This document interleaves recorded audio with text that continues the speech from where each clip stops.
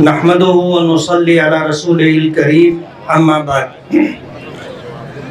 تخت پر شہنشین پر تشریف فرما بیرسٹر اسد الدین اویسی صاحب، آپ کے امیدوار توصیف عالم صاحب، دیگر معززین، میری ماں و بہنوں، میرے بزرگوں اور دوستوں، کسی شاعر نے کہا ہے کہ تم نے چاہا ہی نہیں حالات بدل سکتے تھے، تم نے چاہا ہی نہیں حالات بدل سکتے تھے، میرے آنسو تیری آنکھوں سے نکل سکتے تھے، 2 قدم ساتھ میرے چل کے تو دیکھا ہوتا، خود بخود تیرے خیالات بدل سکتے تھے، تم تو ٹھہرے ہی رہے جھیل کے پانی کی طرح، دریا ہوتے تو بہت دور نکل سکتے تھے۔ آج مجھے آپ سے مل کر کے بے انتہا خوشی ہے۔ اس علاقے میں میرا پہلا سفر ہے۔ میں مہاراشٹر مالیگاؤں سے تعلق رکھتا ہوں۔ مالیگاؤں کی جامع مسجد عیدگاہ کا امام ہوں۔ وہاں کے ایک مدرسے میں حدیث کا درس دیتا ہوں، اور آل انڈیا مجلس اتحاد المسلمین، اس کے قومی صدر بیرسٹر اسد الدین اویسی صاحب، ان کے مشیر کار لوگوں نے حالات دیکھے اور مجھ پر اعتماد کیا، مجھے امیدواری دی۔ میں الحمدللہ تیسری مرتبہ چن کر کے آیا ہوں۔ میں آپ کو یہ بتانا چاہتا ہوں کہ دور سے پہاڑ بھی چکنا نظر آتا ہے، لیکن آپ قریب جاؤ گے تو صحیح صورتحال سمجھ میں آئے گی۔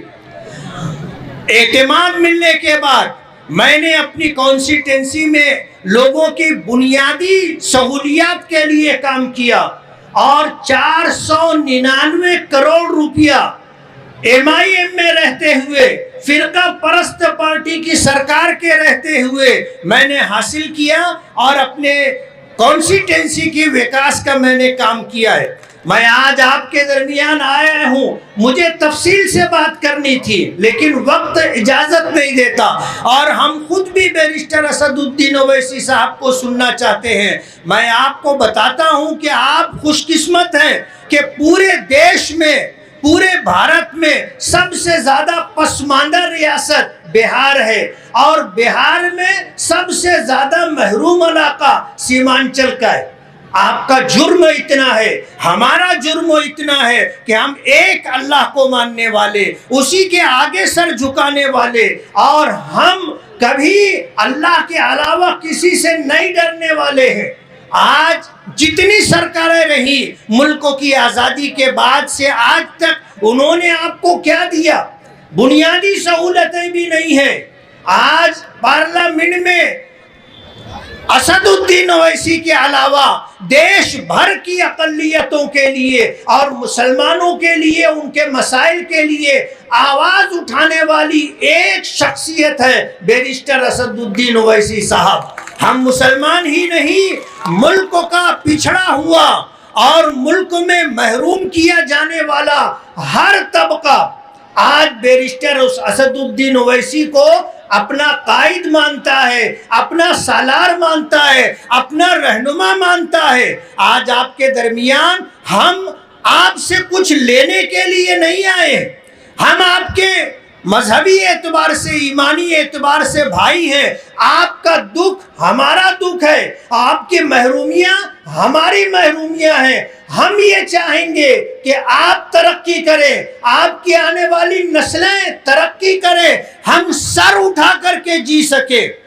ڈاکٹر بابا صاحب امبیڈکر نے جو سنویدھان دیا ہے، اس کے دائرے میں رہتے ہوئے ہم اگر اپنا حق مانگ رہے ہیں، اگر ہمارے سر پر ٹوپی ہے، چہرے پر داڑھی ہے، ہمارے بدن پر کرتا ہے، تو کیا ہم چرم پنتھی ہیں؟ کیا ہم دہشت گرد ہیں؟ کیا بہار آپ کے اور آپ کے باپ کی جائیداد ہے؟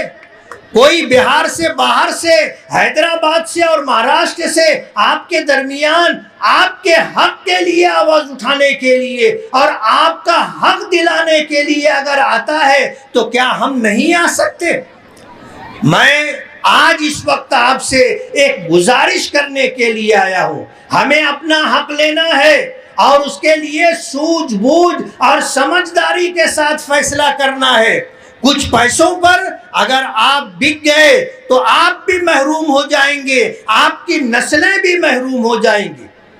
آپ ووٹ دیتے ہو تو 5 سال کے لیے ووٹ دیتے ہو، ایک دن کے لیے ووٹ نہیں دیتے۔ 200-500 1000 روپے میں آپ کا کیا بنے گا؟ لیکن آپ کا ایک ووٹ جو آپ اپنے لیے، اپنی آنے والی نسلوں کے لیے دیں گے، وہ آپ کے وکاس کے لیے، آپ کی ترقی کے لیے، آپ کے حق کے حصول کے لیے کام آئے گا۔ آپ بیرسٹر اسد الدین اویسی صاحب کو دیکھیے، ان پر اعتماد کیجئے۔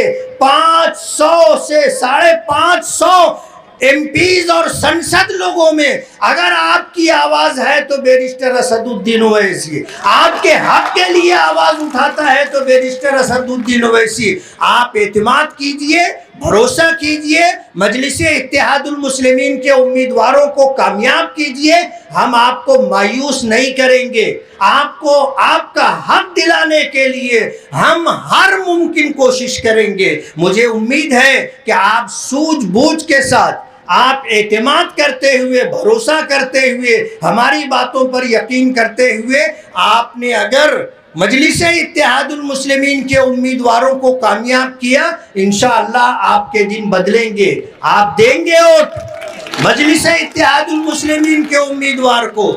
اللہ آپ کو جزائے خیر دے۔ بہت بہت شکریہ۔